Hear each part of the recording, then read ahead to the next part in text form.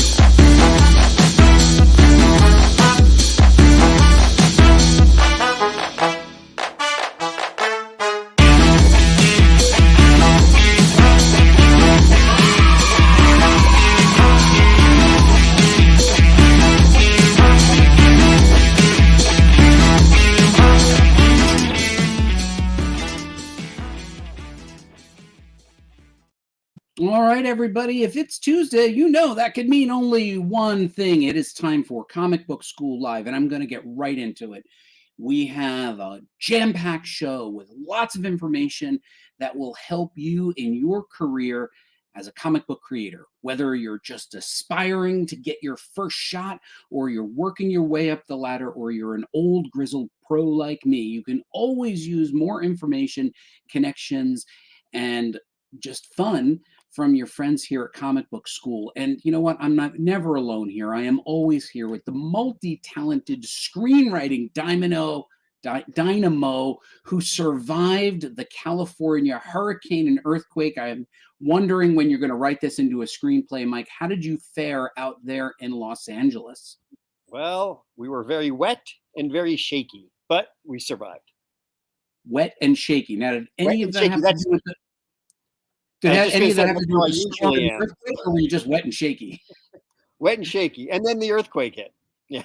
And then the earthquake hit. Well, I'm glad you're okay. You know, everybody that joins the show is probably aware of this, but I should note that I am Buddy Scalera, world famous comic book writer, probably best known for my work on Deadpool for Marvel Comics, and of course, my creator on Comic Apocalypse Boulevard. And I'm joined by my very good friend, Mike Fasolo, who worked with me together at Wizard Magazine. Remember Wizard, right?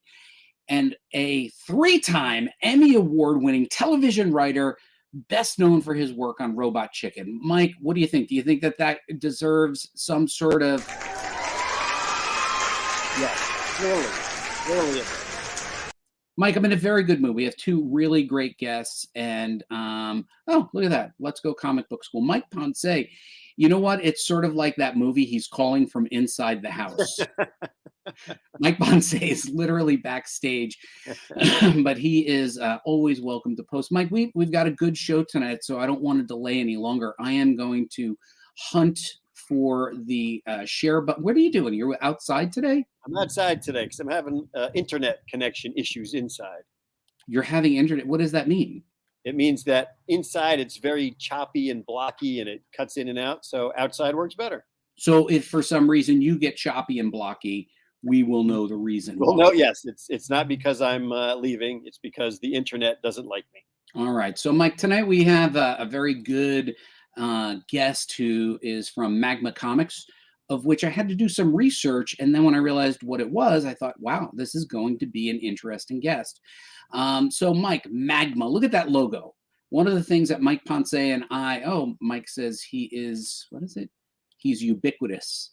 Mike, what's ubiquitous mean? I think it means he's everywhere.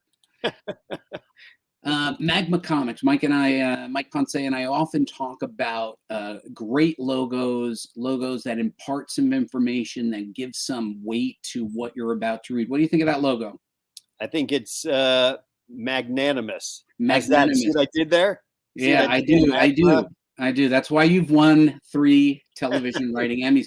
I do want to say, though, that when they said Magma, the first, I'll have a pop-in guest. I'll get to that. First thing I thought was Magma. Magma.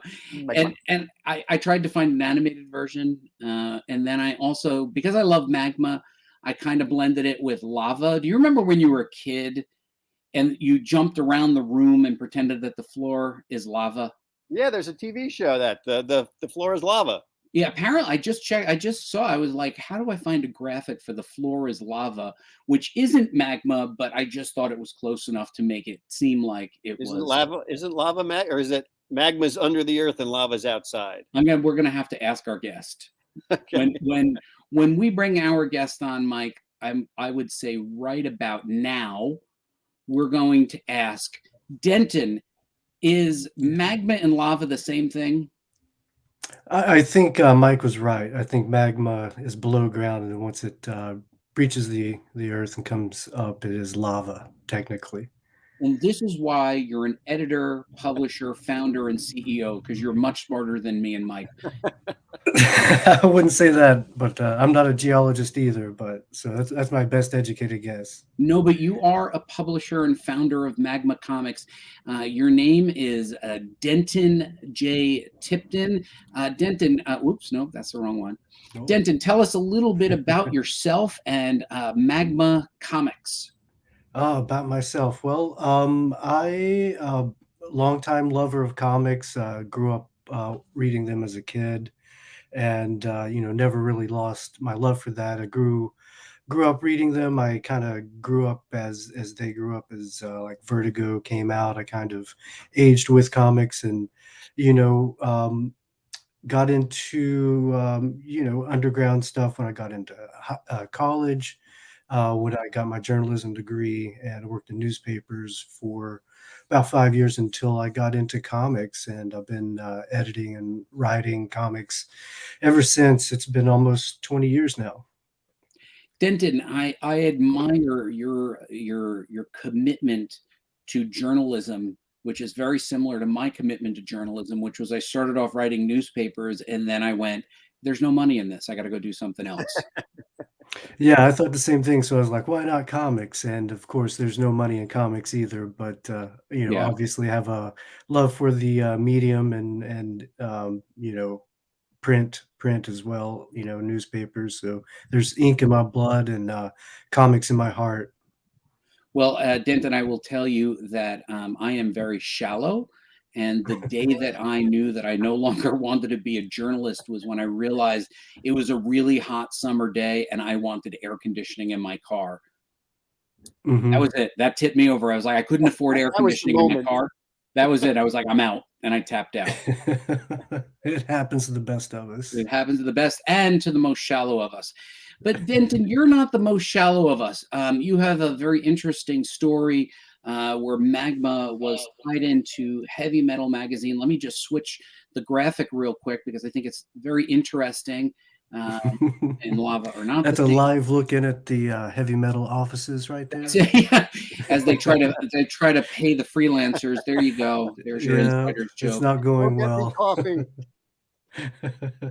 Okay, so Denton, you were working on some sort of collaboration with creator-owned comics and Heavy Metal. Yeah. First, because this is on the screen and it's awkward not to talk about it, and we'll get back to the question. What are we looking at here? It looks like San Diego Comic-Con. What are we looking at here? Yeah, this was the Magma Comix panel at this past San Diego, and just announcing the formation of the company. And you've got the four main guys that are on board at the moment. We're going to be adding more to the team next year as we start ramping up. But that's me at the podium. And then to my left, our right, is Bobby Curnow. He's the editor-in-chief at Magma Comix. And next to him is Mike Ford. He's over operations. So he works with the printers and the distributors. So he's very important behind the scenes guy. And next to him is Joel Elad. He'll be doing our marketing and sales. So this is the core team from the jump. And we were, announcing that the company is now independent publisher. We had been an imprint of Heavy Metal previous to that, and next year we're going to start publishing under our own banner. So, true or false, Denton? Is facial hair a requirement for working at Magma Comix? It is not. It is not. We also have a great publicist, Melissa Mazzaros, and she does not have a beard. And neither do I, Denton. I don't have a beard. I have tried for years to grow one. No beard. And by the way, thanks to Melissa, she did help us set up this particular meeting. She's always been very helpful. Mike has facial hair. Lots of it. Could Mike work for Magma, Denton? Oh yeah, definitely. All right. So the secret origin of Magma was it was tied into heavy metal. Give us the story behind it, so that we know where what your starting point is, and then where we're going in the future. Great. Yeah. So I was at IDW Publishing for many years, and all those guys on the panel were also at IDW for more than a decade. And so I guess story, a lot of people's story have been started recently as a pandemic happened, and things changed, and I was no longer at IDW Publishing, so I got to decide, kind of take stock and figure out what I wanted to do with my future. And one of the ways I think you can find out kind of like what your purpose is figure out what you're so good at that you could teach someone else what to do, how to do it. So kind of took stock in that. Comics I've been doing for 10 years now, something that I'm really passionate about and wanted to continue doing. And so I just wanted to help make more comics and help other people make comics. And so I did some freelance editing. I started working with an author named Jade Lagardère. She's a French model, and she wrote a comic for Glénat in France, and IDW had published the English version. So I'd met her through that.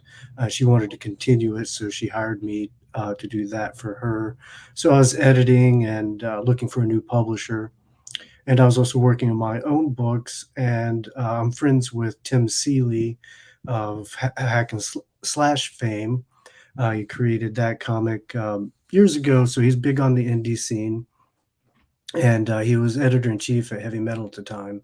So I was pitching him Amber Blake, that project, and then I was pitching him my own project called Chasing the Dragon. And he liked both of them. And so he's like, yeah, we're really interested. So he kicked me up to the CEO. He liked both projects and was like, how about we just give you an imprint, and you can do, as much creator-owned stuff as you want through that. Mike, that's sort of like, you're a screenwriter. They're like, how about, do you want a channel? Yeah. We'll just give you like 10 movies. Here you go. Here's a channel. Right. And you know what they say, if it's too good to be true, it probably is. But did they say, did they say like, oh, we want to give you your own publishing line, and what you called it Magma? Yeah. Because I don't, honestly, Denton, no offense, like when Melissa sent the press release and like Magma returns, I'm like, I didn't know they went any. I didn't even know who Magma was, and that you went away and that you had to return. Like I didn't know. That was part of the problem. There wasn't as much support as had been promised, and we put out some really good books, but they didn't get much traction. So had to make a decision and pulled back, and I started working with Opus Comics, which was another imprint at Heavy Metal that did the music tie-in stuff. And so they had gotten the Frank Frazetta license, so I came over there to help start up the publishing division. So I did the Death Dealer comic, and we did Disturbed and a Bill and Ted comic, a few other things. And then got that launched, and now I'm bringing Magma back. Mike, I mean, how lucky is this guy? Like, he just walks in, he's like, hey, I've got a book, and then all of a sudden he's sitting on top of a publishing empire. Everything you want. Okay, yeah, we'll give it to you. Great. They were like, you want the keys to the office, the Corvette? What do you need? Yeah, sounds nice, but I did all the work, financed all the books, did all the editing, did pretty much everything, and didn't see a lot out of it. So sounded great, but in practice it didn't work out. Denton, everything sounds great from the outside. Hey, Mike, would you like to write for a television show? You're like, yeah, this sounds great. Was it everything you thought it would be? It is not. It is not. They were like, Buddy, would you like to write a monthly comic? I'm like, I'd love to write a monthly comic. A Marvel comic? I'm like, I love this. And then, yeah, it's not like, it always feels like you have homework. Like you come home and there's always homework. So Denton, there are people that are watching this show that would give one of their appendages. Mike would select the appendage to have your charmed career. So Yeah, I do feel very lucky, but like you say, the reality is one thing. You know, I've got to work with you know, on the Marvel properties. We did a kids line of comics, Marvel Action, so I got to, you know, do that. I worked on so you rejected Star my Wars stories when I Adventures. sent them in to IDW? No, that was John Barber. He got to So it's reject Bar. it. You're blaming Barber on this. Okay, Yeah. I'll have him on the show. Yeah. Listen, I'm fine with that. You don't have to. I'll let Barber know you threw him under the bus. All right, so this is you. Here are some of the comics that were coming out from Heavy Metal, or what? Yeah, what are we looking at? those came out 2001. So we got to publish those 2001. 2001. Mm-hmm. It went that far back. Yeah, pandemic. Wow. Yeah, I was out in 2000, and then 2001. Yeah, I started publishing there. Wow. Yeah. So that's Amber Blake there I was talking about. The artist is on that one was Butch Guice.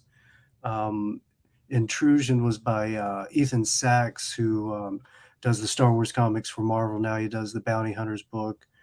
Marco Lorenzana. That was a cool flip book. It was from the it was set in Louisiana in the 19th century. There's some interesting historical backstory to that, but it's basically a pioneer family, and they run into a creature in the swamp, and it's a flip book, so you get the story from both points of view. Yeah, you had shown the other cover. I couldn't fit it. And there may be a creature you see flying around me. There is a fly in my office here the size of a needle. So I've got a mosquito flying around me somewhere. Yeah, is that true? Yeah, it's nuts. That's why I keep looking away, going like this. I thought you were waving to the neighbors. So, Denton, are these and it's okay if you can't talk about it specifically, are these books that are going to be Magma books?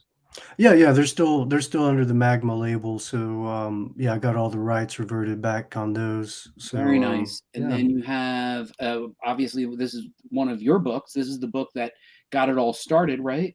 Yep, Jason the Dragon and Amber Blake on the previous page, and then we have the Modern Frankenstein, which is written by Paul Cornell and art by Emma Vicelli.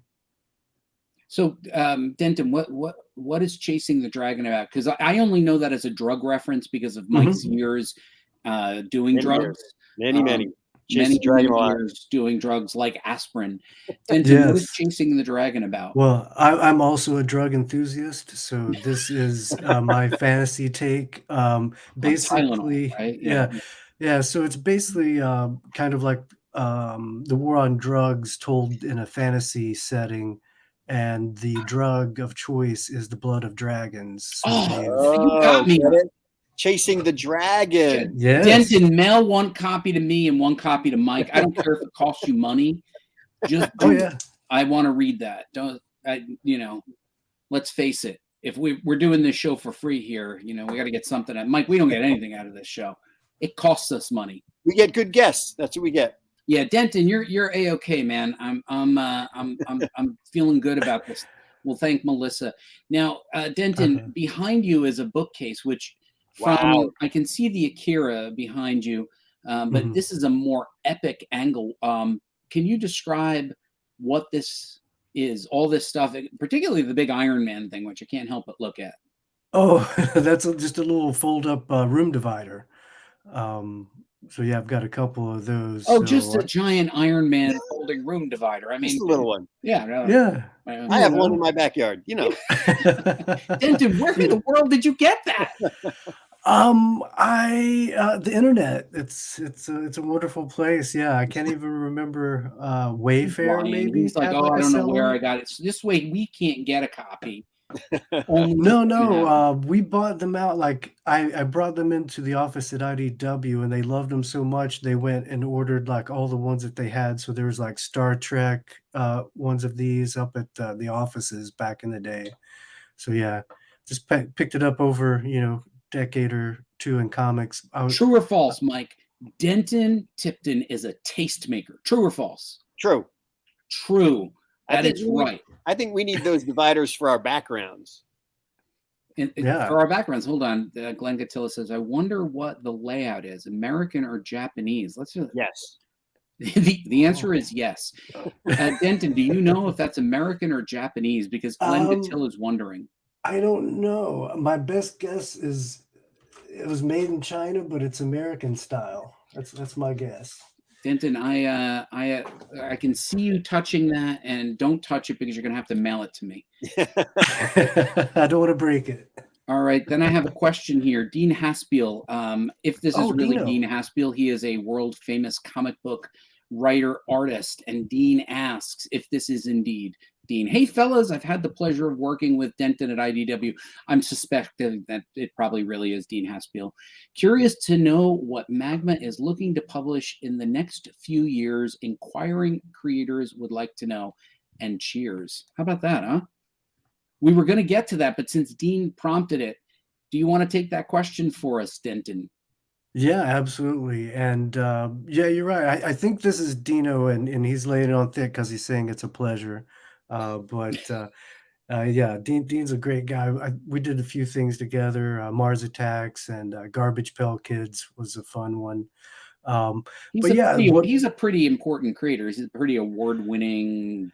Yeah. When I was talking about when I got into underground comics when I went into college, he was one of the ones I had picked up on. There was an anthology called Keyhole that he had done with a buddy of his, Josh Neufeld, and it had like the Billy Dogma stuff in it, which is like one of his main characters that he keeps going back to. So I've been a big Dean fan since the early 90s. But well, don't keep Dean waiting. What are you looking to publish in the next few years? Yeah, so we're looking to do stuff for adults. We're not looking to try to do kids comics and young adult. We're going to focus strictly on adult entertainment, mostly genre fiction, sci-fi, fantasy, crime, horror, that sort of stuff. Mike, you've been working on a XXX genre crossover parody as well. What do you fantasy, horror, comedy kind of thing? Does it involve time travel? Oh, well, obviously. Good. Denton, everything Mike has is time travel and like Western and stuff. So I don't read anything he writes. So I can't tell you if it's any good. You're missing out. You're missing out, bud. So Denton, I think Dean wants to know because he's probably going to send something over to you. I'm going to ask in a minute how people can submit to you, not in a submissive sort of way, but I mean submit ideas. That was awkward. So I'm just gonna go to the next photo. What are we looking at here, Denton? Oh, this is my workspace here in sunny San Diego. Now, Denton, I want you to be honest with me. Does it always look this neat, or did you clean it for this photo? It always looks this neat, actually. I'm Mike's kind of doubtful. Denton, you're that neat on a regular basis? Organized. Got to be very organized to be an editor. So. See, my desk couldn't look like that. I'd have to mess it up somehow. Mike, you don't even have a desk. You just wander around with your laptop. You work at the kitchen table, at the Nook. You work in the garage. Yeah, every place I sit is my desk. Everywhere you lay your head is home. All right, so Denton, so let's keep going here because we got to get the show done by tonight. Yeah, sorry that's so boring. There's nothing cool in that shot. You know what? This is the coolest shot of all. This is where they can find more information about Magma Comix until you publish your website. So people should follow you on Magma Comix. Going back to Dean's question, going back to the question on every creator's mind who's watching, these are creators, aspiring creators, established creators. How can they get their ideas in front of you, and any recommendations for people who are hoping to get something considered by Magma? Yeah, you can email me directly, denton@magmacomics.com. You want to just say that? Hold on. Let me just Sure. write that. Type it in. Can you type it in? Denton at Magma Comics. I'm going to write it right here. Comics with an X. That's right. There we go. So I'm going to hold on. The way Mike likes it. With the X. Can you get it up there, bud? And then can you put the address up on the screen? I do. Yep, that's it right there. That's it. Yeah. So what do you want them to send you? Links to their portfolio? What's the best way to submit an idea to you, Denton? The best way is just email me and introduce yourself to me. Tell me who you are and what you want to do, and then we can go for there. You know, we're publishing different stuff with different people. So, you know, I have artists that need writers. I have writers that need artists. I have teams that are all lined up. So, you know, I can make some connections there.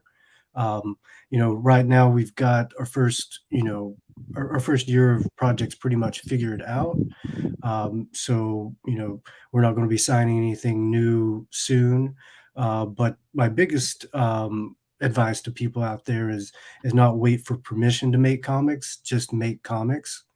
You know, put them up on the internet. Show them to your buddies. You know, you're only going to learn how to do it and get better at it by practicing. And you know, people are going to find your work. You have to put it out there, and that's the only way they're going to find it. So just Denton, I'm gonna have you do that again. Say that again. This way, I'm zoomed in on you. Give that sage advice again. Go. We'll use this in the sizzle reel. Yeah. So don't wait for anyone's permission to make comics. Just go out there, make comics, show them to your buddy, put them on the internet. You know, that's how people are going to see it. You know, see if they like it, respond to your work, and that's how you'll, you know, find more work and you know, build community, and you know, find more like-minded people, and you know, support each other and get the word out. I love it, Mike. Is that great advice or what? That is good advice, and advice that I should follow. Yeah, we should just do work and complete stuff. That would be good. Like, we should try. I even have Denton's email address, which I threw up on the screen. Hey, Denton, one of the things that we have in our community is a good number of people, including one in the back room right now. I hope he's not picking his nose or anything. I'm going to put him on right now. Guys like Mike Ponce, you know, guys that do lettering, do coloring, make logos. Is there a need for that kind of talent in your emerging publishing empire? Always. We have a few people we're working with right now, but we're always willing to work with creators and who they like to work with. You know, we're wanting to be, you know, a very creator friendly company. You know, we're providing advances for creators so, you know, they can live while they're making the comic and not have to worry about, you know, that sort of stuff.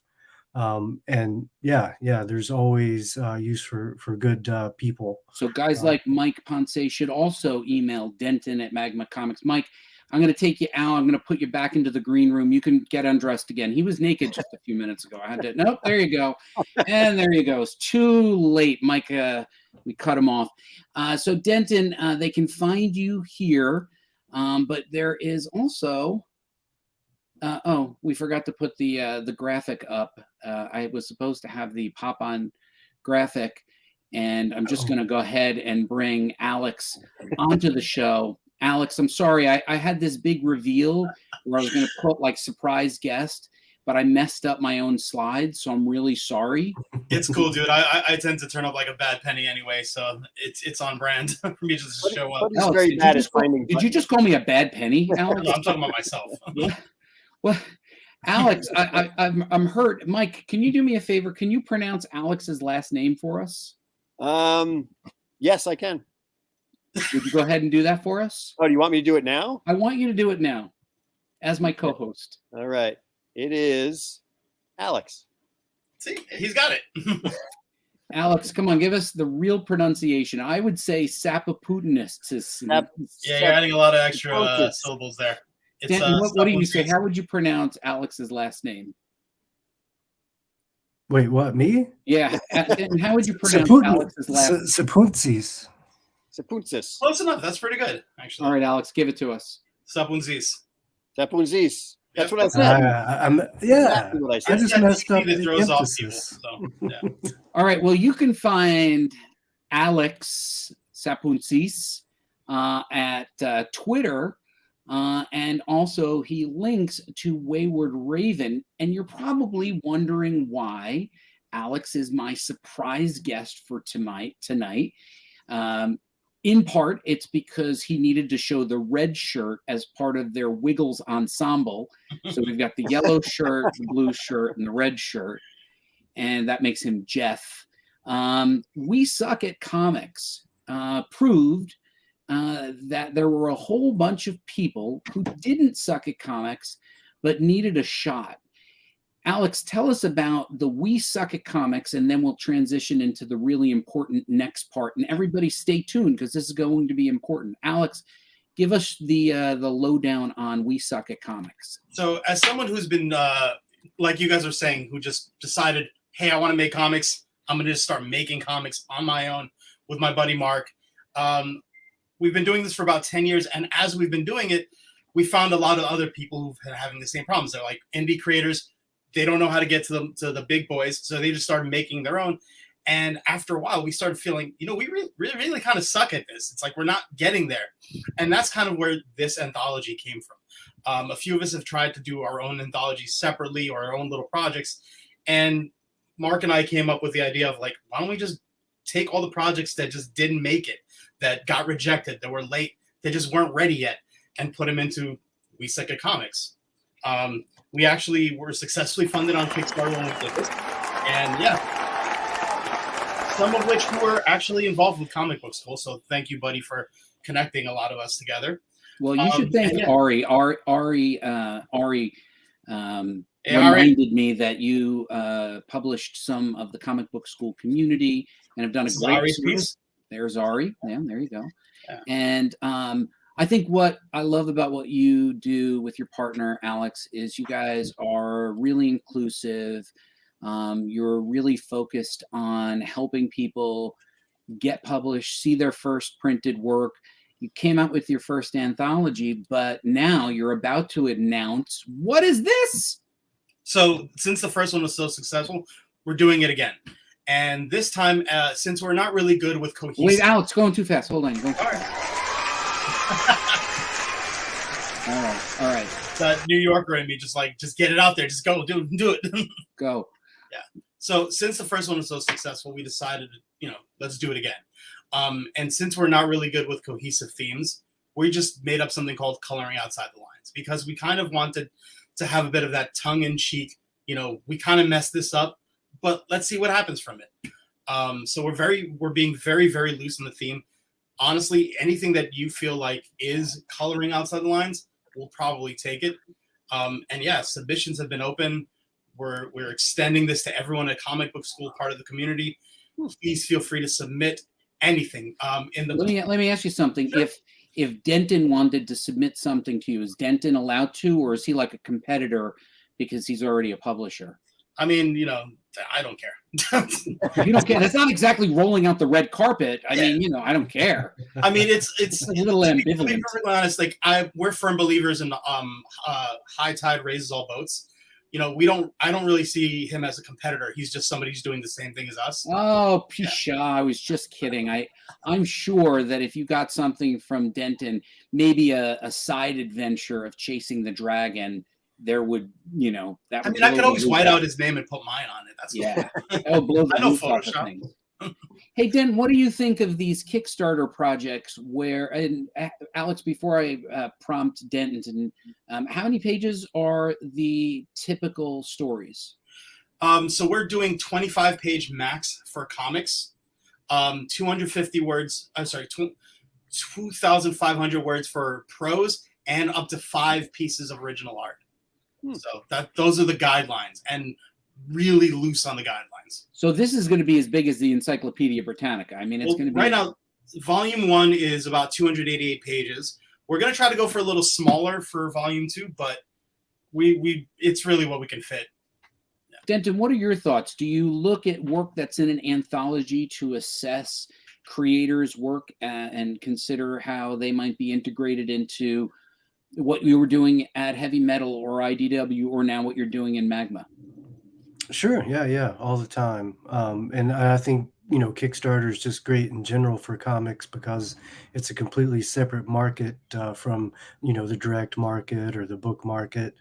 So there's a lot of people there that are buying comics that wouldn't be buying them regularly. So I think it's great. And, through the pandemic, it's proven, a really great platform for creators to, publish and get their work out there. I agree, and I give that answer a correct. That was correct. Yes, that was correct. All right, so Alex, once again, they can find you at waywardraven.com and on it's still called Twitter, even though it's renamed X. They can still find you at Wayward Raven. And thank you so much for joining us tonight, Alex. Feel free to hang out in the green room. If Mike Ponce hasn't eaten all of the corn chips, you're welcome to all the corn chips and Twizzlers you can handle. I call dibs on the Twizzlers. Yes. All right, you got dibs on the Twizzlers. Thanks for joining us, Alex. Thanks, Alex. Hi, Alex. All right, so Denton, this is the time in the show. Do we do this? No. Yeah, we do trivia, and then we'll ask you the final question. This is the time in the show where Mike prompts us with a bit of trivia, and then we try to come up with a story idea that we might build around this trivia idea.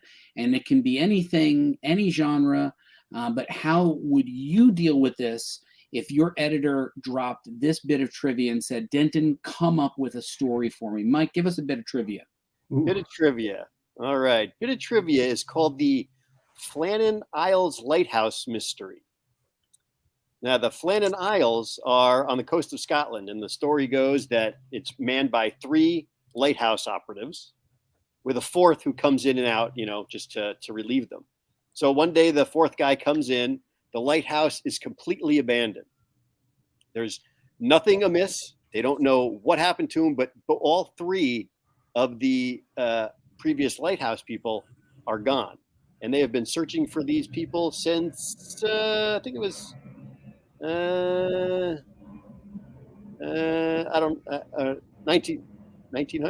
Yes, 1900. They have no idea. No idea. Are they holding out hope that they're going to find them now from 1900? Well, it's a lighthouse, so maybe lighthouses are full of hope, bud. That's what the whole point of them are. All right, Mike, lead off. Tell us what you would do if Denton was like, Mike, what is the name of this tree house or lighthouse? Rather? The Flannan Lighthouse. The Flannan, where it's in Scotland? In Scotland, yes. Scotland. What would you do if Denton was like, Mike, I need an idea for tomorrow. What do you got? I would make the lighthouse be a time warp. See, bringing back time travel, a time warp sort of thing that at a certain point in time could be the light of the full moon, could be an eclipse, could be anything. It ignites the lighthouse, opening a wormhole, and those 3 got sucked through. They got sucked through a wormhole, but where are they now? Is that the story? Now they're in an alternate version of 1900. Oh. All right, I would go a little bit darker. I would say that there were some sort of creature. I'm going to go with werewolves, and they were abducted on a full moon, and that they are currently immortal, and they have been waiting and building their werewolf army since 1900. They are looking now at 2023. I would say 2024, but Denton already has a full publishing schedule. I would say somewhere around 2025, they're going to come out, and they're going to come flowing out of the bottom of the lighthouse. So out to the top as werewolves and start ravaging people. And by ravaging, not ravishing, Mike. That's those 3 lighthouse people became werewolves? They were attacked by werewolves, but they were very organized, and they created an army of other werewolves under the lighthouse. And they're going to ravage, not ravish. Not ravish. Not ravish. That's too adult for Denton. Denton was like, This is not the Eros line. I'm gonna go with werewolves. Maybe I didn't figure out all the angles, but I think it was werewolves that took the lighthouse keepers. Denton, Mike, as your editor, throws this to you, goes, I need an idea. What do you got? Wow, that's a tough one. Lighthouse, and you guys already got some of the good ones there. I'm gonna go with aliens. I wouldn't say they were very good. I'd say that was good. I think those are good. I'm gonna go with aliens. I think the lighthouse is a beacon. UFO comes flying by, sees it, beams them It's off. like, hey, there's humans down there. Let's abduct them. Right, and then reveal it's Grant Morrison flying the UFO because it's in Scotland. That's true. I forgot it's Scotland. So, Denton, very good, Denton. I think you once again you win, and crowd correct answer. loves you. So hold on. Sometimes the crowd. Sometimes it says reminds Andres. He is a contributor to Comic Book School Anthology. Reminds me of the lighthouse from the '90s Marvel Excalibur. Was their base, but was a waypoint in their multiversal adventures during the cross-time caper run. My goodness, how did he get that all out? That's it. He typed it. I did. I had to say it out loud. That was Alan Davis art on that run. really good stuff. Was that good? I never really read it. Yeah. It was Chris Claremont wrote, and Alan Davis art is pretty excellent in my book, so I enjoyed it.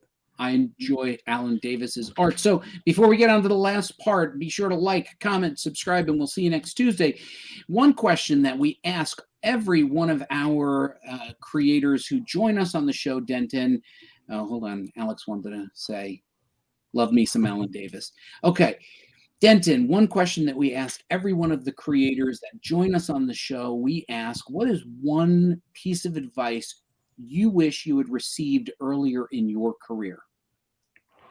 Yeah, that one, there's so many you could throw out there, but I think early in the career kind of keyed me in. I think I would tell myself to take more chances because when you're earlier on in your career, you're more flexible.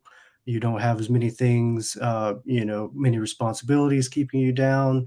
You can always start over if something, completely falls flat.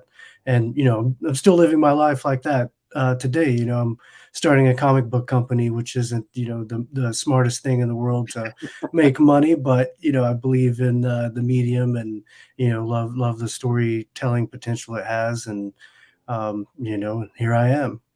Well, Denton, that's perfect. We believe in the medium and we believe in you. And we think you're going to do a great job. Congratulations on the relaunch or the reemergence of lava into magma. I'm not really even sure what it was. Mike, Denton, I just want to give a little shout out to Mike. By the way, Glenn Gatilla had nothing. This is the first time Glenn Gatilla had nothing for the. No. Glenn. Come on, Glenn. Come on, Glenn. Damn. I stumped Glenn. That's not good. It's not common. There must be some disruption in the force. Mike, little known fact to all of you lived in upstate New York, not far from me, despite it, we never got together. One day got in the car and drove to California to become a screenwriter and took a chance in his life, winning 3 TV Emmys and marrying the woman of his dreams. Correct, Mike? Correct. Fantastic. Yeah. So, and he is an inspiration to us all, as are you, Denton. Thank you so much for joining us. If you don't mind, just hang out in the green room. Me and Mike are going to chit chat behind your back a little bit, and then when we're done talking crap about you, we'll come in the green room. All right. Sounds great. Thanks for having me. All right. Thanks, Denton. I agree, Mike. I think we should take more chances. And hold on, the EJ Sue says, looking forward to what Magma Comix is cooking up. Is that like a heat joke? Do you think? Magma heat cooking? I don't think so. You don't can think so? say it is, but you can say it is. Yeah. I'm excited for Magma. I think, Mike, some of our ideas, I'm going to get Denton back on. Mike and I have some really good ideas, Denton. I just want you to know it's not just good looks and blistering commentary and comedy. Okay, I just want you to know the ability to speak. Yeah, first day with new lips. I'm going to put Denton back in. So, Mike, he wasn't ready for that, but Mike, I feel like we keep seeing these publishers. I hope that the creators in the audience who are watching, everybody from Glenn to Ari to Mike Ponce, even to Alex Mamunimus, are out there. Alex, I'm so sorry. Alex, I butchered your name again. I'm sorry. Pootsies. It was Alex Snuffleupagus. There you go. Alex Snuffleupagus. Okay. But I think the key thing is that you've got to get these things out, get into an anthology, show Denton what you can do, and then pitch your heart out, baby. I think we should. I think we should. As everybody else should as well. I think they should. And I think they should join us again next week, same time, 8 p.m. Eastern Standard on Tuesday. And guys, we will see you next week.